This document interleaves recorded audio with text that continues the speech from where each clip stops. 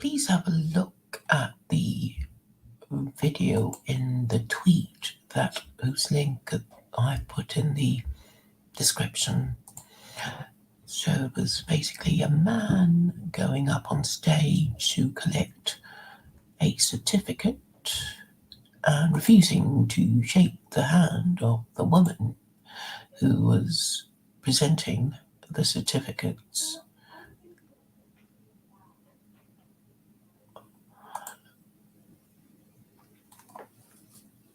Now, this is a matter of convention. We know that Japanese people, they don't shake each other's hands. Not even the men. They just bow to each other. Perhaps in the olden days it was just a good way of avoiding diseases. You don't know where people's hands have been, so it's just better not to shake them, for your protection as well as theirs, in case you haven't washed your hands or something. So, in these days of pandemics and everything, it's possible, it's arguable that not shaking hands might actually be a good idea. And of course, men, particularly men from traditional societies, find the whole thing a little awkward because I suppose they're aroused by it, and just completely going over the top. It's this convention of, well, it's not. Is it a convention? It's this behavior culturally attributed to Frenchmen of kissing a woman's hand. I know some Englishmen do it, and it is regarded as, well, cheesy and desperate and oily, and it causes embarrassment. And I suppose fundamentally it's kind of dicing with death, in a way. If there's something, some nasty bug going around, like the bubonic plague, obviously you don't want to catch it shaking people's hands, and either men's or women's. So.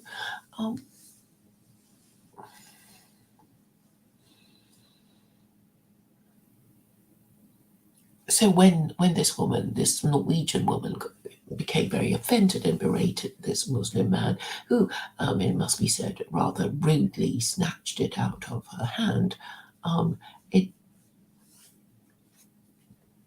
made me think about the necessity for this sort of thing. Perhaps it's a middle class conceit to go around kissing one's friends, because the conceit is that all our friends are kissable. Well, in the olden days, nobody thought of it in that. Well, because of the class consciousness, we just wouldn't dream of kissing people. Well, not even kissing people of our class. It's just reserved for a very, very small circle of people. So I think this convention is about to change, and obviously Muslim men are making a point of it, a political point of it, refusing to shake a woman's hands. Some can do it in a almost gallant way. They kind of bow, they put their hand on their heart, to show sincerity, and this somewhat mollifies the woman whose hand has been rejected.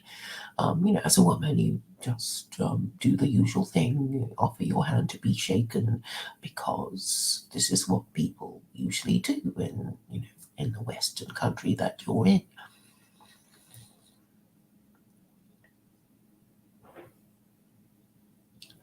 But the hidden messages of refusing to shake a woman's hand is twofold, really. So the original refusal is to, well, we can't be shaking women's things. We might get aroused. It's very arousing. If you love her, if you find her attractive, then, well, shaking her hand, touching her hand might just cause you to think of all kinds of inappropriate things. So this practice is certainly discouraged amongst Muslims who are, very strict on sex segregation, and the Jews, not just the Muslims. And once upon a time, in European countries, and certainly in England, I've noticed in Victorian infant schools that there would be separate entrances and exits for boys and girls. So this sort of thing is not completely unheard of, and it imposed at a very young age. Now, in a way, I feel a bit sorry for Muslims who, every time they meet a woman who's not a Muslim, obviously, a Muslim woman would just not be offering her hand to be shaken by another Muslim man. But non-Muslim women, not knowing that a man is Muslim or not, would, well, would instinctively reach a hand out, and cause consternation in the Muslim man who, will feel the pull of wanting to not offend the woman, and on the other hand, knowing that his religion tells him not to touch the hand of this woman. Recently, in Speaker's Corner, in fact, there was a rather amusing incident between me and a Muslim man in a wheelchair. Now, well, he was going around, shaking the hands of people, and, well, he wasn't really looking up at me or something.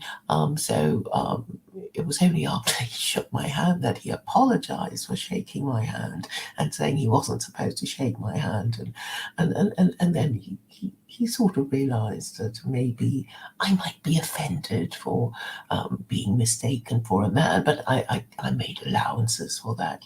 Perhaps my manner is rather masculine, I don't know. And also, he was in a wheelchair, and if you're lower than other people, you might not notice so many things like, people around you. So it rather amused me that he, well, he did the wrong thing and apologized for it, and then, well, perhaps thought he dug himself further in by apologizing for it. But anyway, I mean, it's okay. You don't have to shake my hand if you don't want to for religious reasons or otherwise. I was thinking how, now that we are approaching a cusp of political and social change in our society, what changes in our greeting conventions might consist of.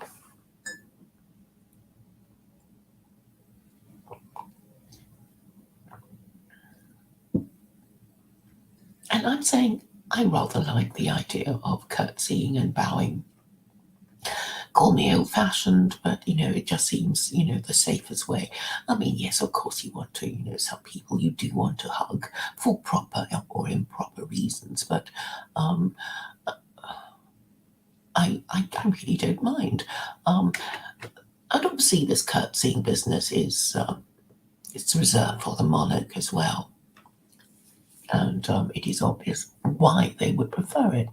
Because when you think of the monarch, the British monarch, they would have to keep some kind of distance. They wouldn't, they can't be expected to go around shaking people's hands.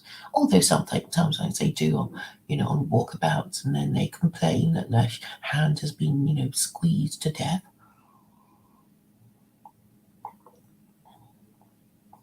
But the point is, you aren't supposed to touch a royal person.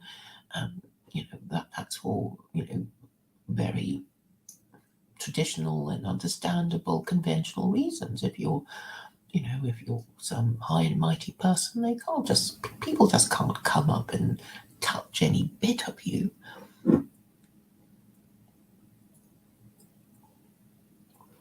Although I know that pop stars have been known to have their clothes ripped off them. I mean, male pop stars, and women pop stars, by their female fans. Let me just Google this. Female fans wearing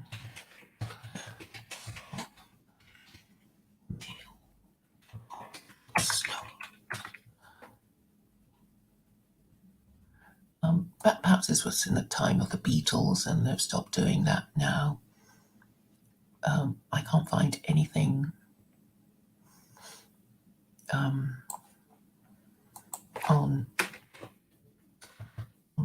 in let's put Beatles in. Also went crazy for the Beatles. The Screamers and Other Tales of Fandom.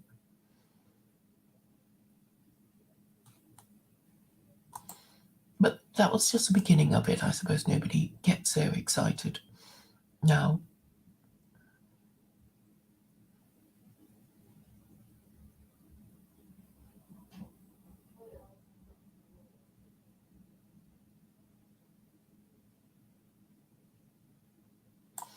So here's a description. They were talking about January 1963.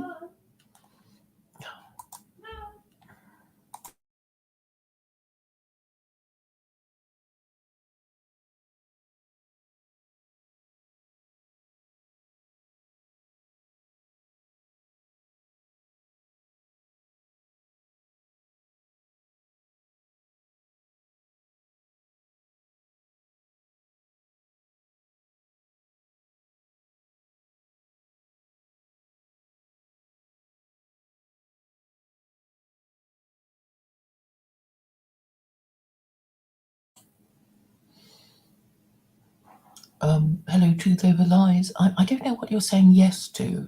Perhaps you'll explain. I'm afraid I've forgotten my train of thought. I was reading. I thought I'd read this out to you. It's from The Guardian. So this was 1963, and the description begins. The night almost unravelled when nervous local police insisted Lothian bring the Beatles on early to satisfy rowdily impatient fans, even though his bouncers were still in the pub. The girls were beginning to overwhelm us, remember Lothian, now 73 and a business consultant. I saw one of them almost getting to Ringo's drum kit, and then I saw 40 drunk bouncers tearing down the aisles. It was like the relief of mafficking. It was all absolute pandemonium, girls fainting, screaming, wet seats. The whole hall went into some kind of state, almost like collective hypnotism. I've never seen anything like it.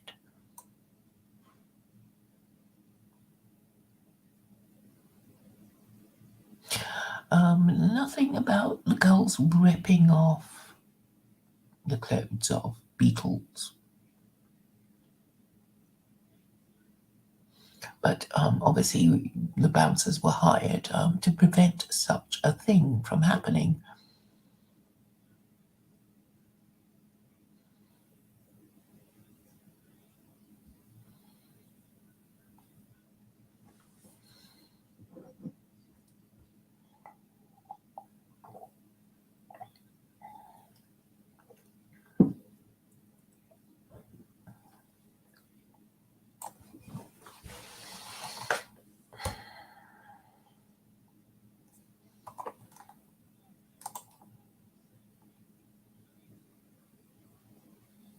And so this brings me to other forms of acknowledging female power, such as requiring women to be modestly dressed. And they are, if you think about it, it's men saying, please don't show us too much of yourselves because it'll just drive us crazy and distract us, and it'll be bad for us. So can you put it away, please? And I must say that it can be distracting even for other women, because I know women who go around with cleavages, wearing tops that show off their cleavage, and then they complain, oh, I wish when men talk to me, they would, look at me instead of at my breasts. And I thought, well, yes, that would be nice. So put them away. And there's even a verse in the Quran saying you should cover your cleavage.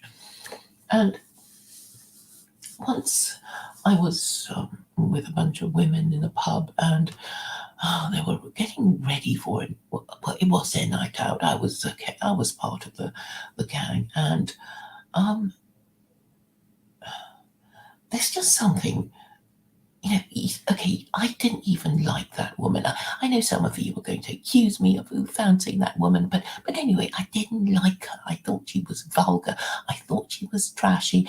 I just didn't want her to be bouncing her boobs in front of me, but I just found myself looking at them because, well, they were just there, and it was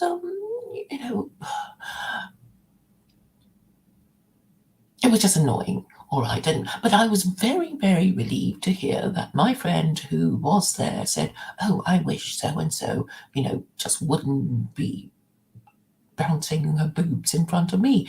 And I thought, thank goodness. I mean, I thought, I was being, you know, um, you know, gay or something, because it was just sort of in my eye line, and I just found myself looking at it. But my friend, who obviously wasn't gay at all, was complaining about exactly the same thing. And I thought, thank goodness, it's just not me, not just me. Um, and and so you don't really. Okay, it's just a visual thing, isn't it? I mean, you get shop displays. I mean, there's a lot of movement. I mean, shop displays, that are animated. You see a lot of that when at Christmas, when the shops, go out of their way to attract window shoppers.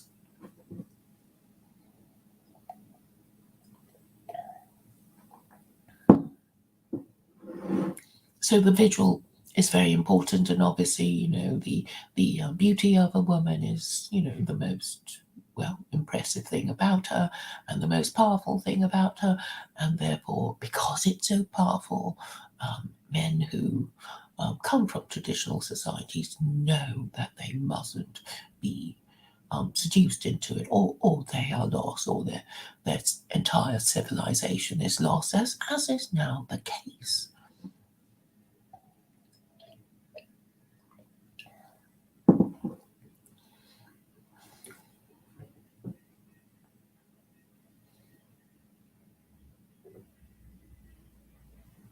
And so we get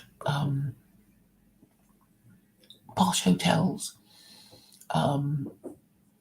not being able to tell female diners to put it away, even when male diners complain. It is sort of, oh, it's like, well, it's being deliberately provocative, isn't it? It's sort of, here, do you want it? Do you want it? Come and get it. No, you can't have it, and don't touch, and don't look. But it's a form of mockery, really. And well, I guess these days men have to put up with this sort of provocation.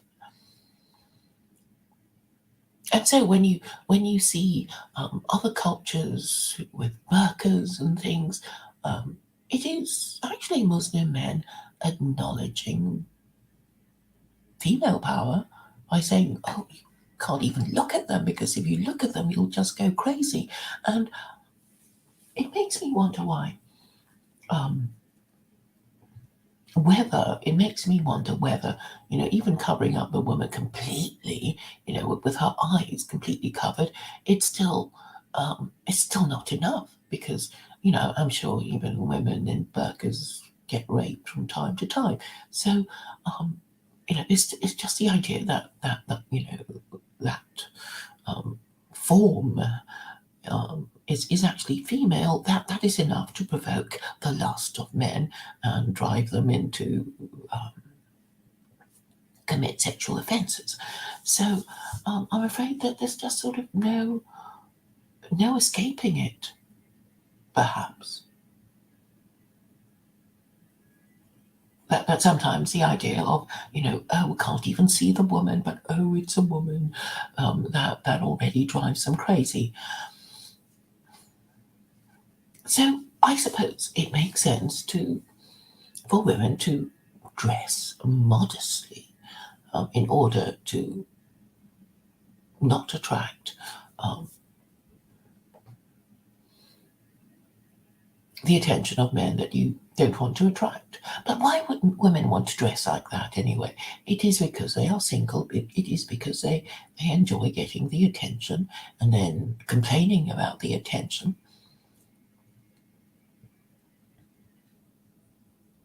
And this this ability to um, effortlessly attract attention, and then the um, and then the response of complaining about it is in a way an assertion of female identity.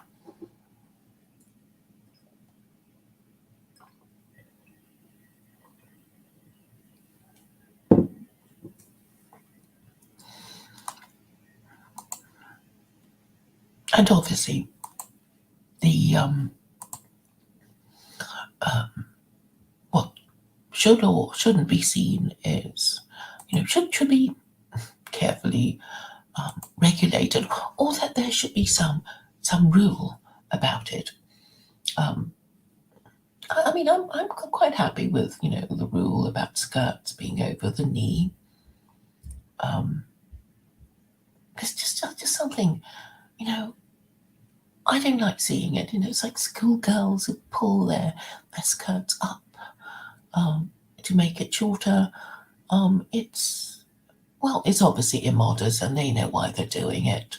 And I mean, why can't schools just enforce the rule of skirts below the knee? And this reminds me of late Rabbi Sachs. He was in a few videos that I saw, and he was talking. Yes, and then he was in New York, and there was this Jewess whose skirt was obviously not above the knee, and I remember actually complaining on his behalf, and then I was told off by people, saying, well, who are you to talk about, this, in this traditionalist way. And then in another stream, there was this Jewess in a cle- in the displaying her cleavage, which I thought was inappropriate. I don't know. It's sort of like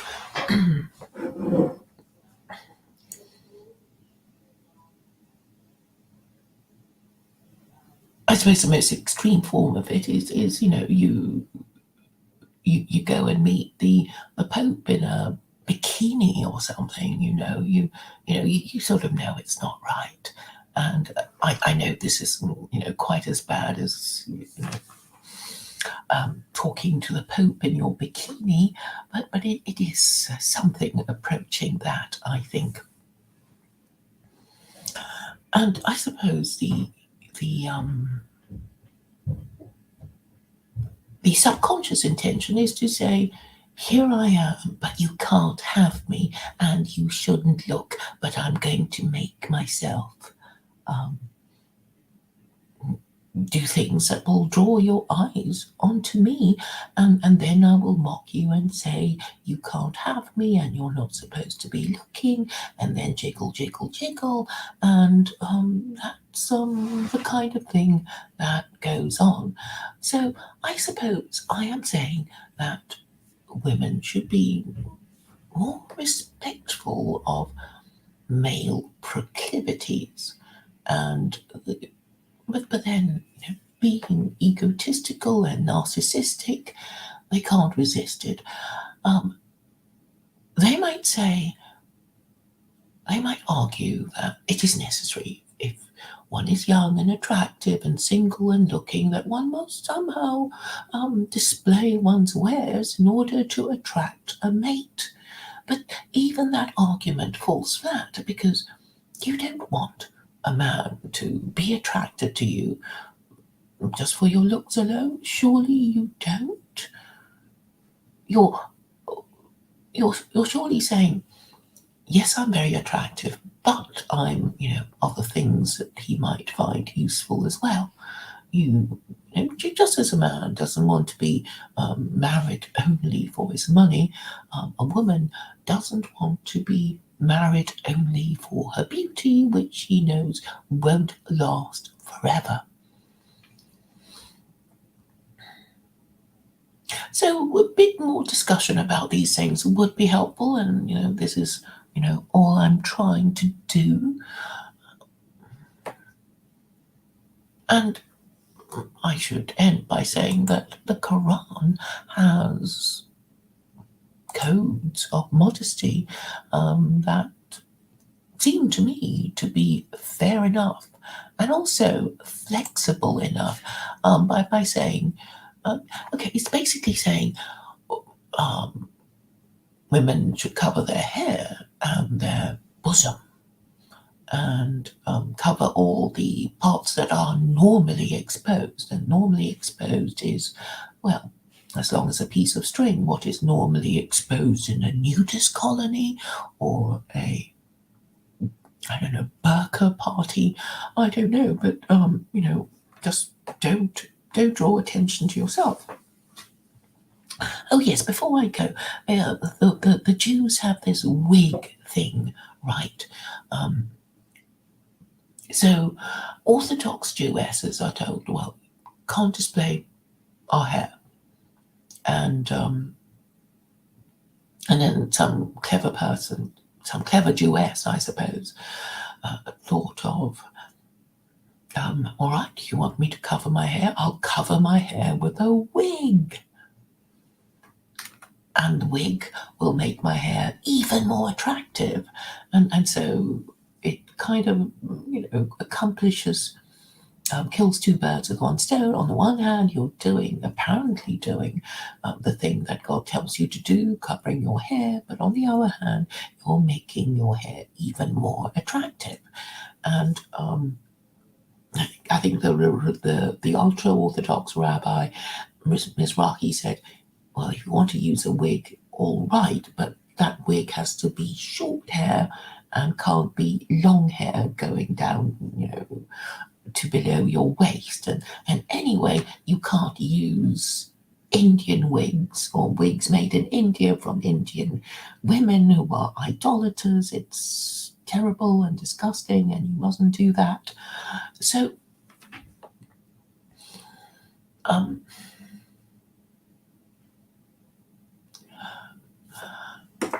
the hijab. Well, a woman can actually make herself quite pretty wearing a hijab, I think. A hijab doesn't mean, all the horrible stuff that, making a woman plain kind of cloth. You can find a pretty scarf and then you drape it, and actually the woman can look even more enticing and enduring in a chiffon scarf, and actually the appearance of modesty in a woman can be found to be quite sexually provocative to some men. So, well, it seems that women can't win, and nor can men. But anyway, it's important to follow at least the spirit of the rule, which is modesty. Just don't display your bosom. Don't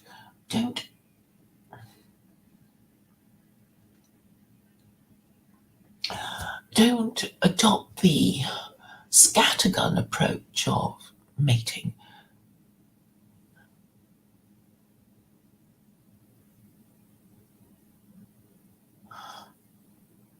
And this is good for men as well, because really, if you attract too much interest, then you won't be able to process all the applicants properly, and then you'll make mistakes. You see, so that would be a problem.